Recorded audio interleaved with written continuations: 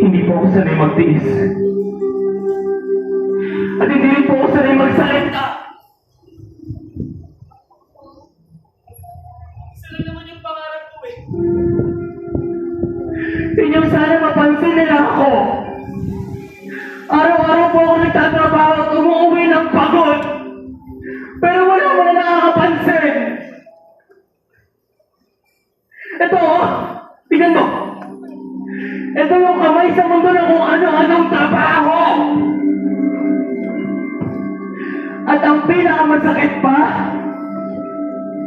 yung wala man lang nagtatanong kung kamusta na ba ako. Kasi ang alam nila, okay na ako.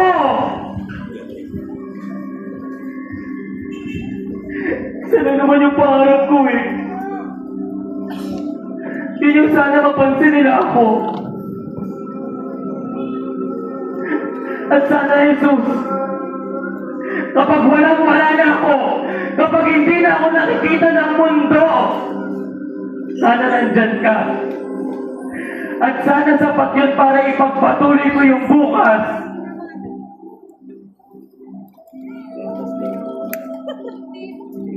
Ikaw may kasalanan! Bakit mo kami pinakakuha ng buhay pero binigay mo baha, kuto, at pagkawasak?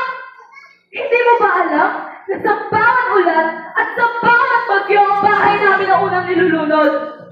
May flood control nga daw. Ngunit kami ang nilalaman ng putik. Kung ikaw nga ang Diyos, bakit ang yaman ay dumadaloy pa itaas habang kami patuloy na palubog sa baha at mga utang? Kung ikaw nga ay mabait, kung ikaw nga ay may awa, bakit kami ang laging nasusugatan? Pinatahimik mo kami? Sa ngalan ng batas, sa ngalan ng ayusan, pero ikaw kailan ang ipatas na namatay sa barong-barong? Kaya naging ayusan na malahimik habang ninanakawan na? Ikaw! Ikaw ang nagturo ng katotohanan ng mga tao!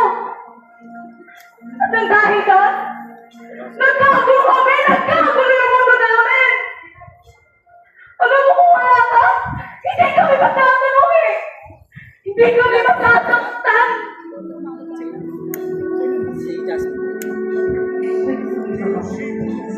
Kung ano mga bagay na illegal, ay hindi ko gusto. Nagkapera, imangan. At kaya, tingnan mo! Kumangat ako sa buhay. Pero anong sabi mo? Ako? Ginawang mo kong kulang sa pera at sa pangyarihan. Bakit? Sino ka ba? Sino ka ba, Jesus? Bakit mo ba hinahawak ang mga katulad ko? Na maayos at malinis? Tinuruan mo ang mga tao eh. Tinuruan mo ang mga mahihira. Nakagtanong ng mga bagay na hindi naman nila dapat malaman. At ngayon, kami ang sinusugat ng kanilang galing. Kung ikaw nga ang Mesiyas, bakit mo sinisira ang kaayusan na kami ang may hawak? Ikaw, Jesus! Tinuruan mo kami ang pato o bata? Ano mo ngayon? Walang kamatay! Kaya lumapot kami ng mga pangakong huwad. Walang ayuda, ng pangutang, ng piso. Kung hindi mo kami pinangabuhan ng kahayaan, hindi kami magiging ganito kawasak.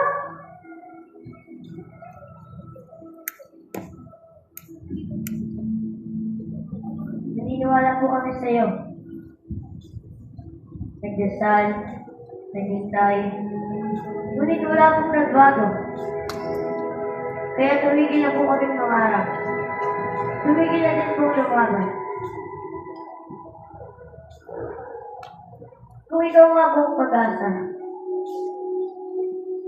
bakit iniwan po ang isagatan. Ikaw ang sagabal sa aming mga plano, sa aming mga proyekto, at sa aming kita. Tinuruan mo ang tao na magising. Kaya ngayon, kami ang hinuhusgahan. Alam mo, mas mabuti pang ikaw ang mamatay kaysa matuwag ang sistema kami ang may hawak.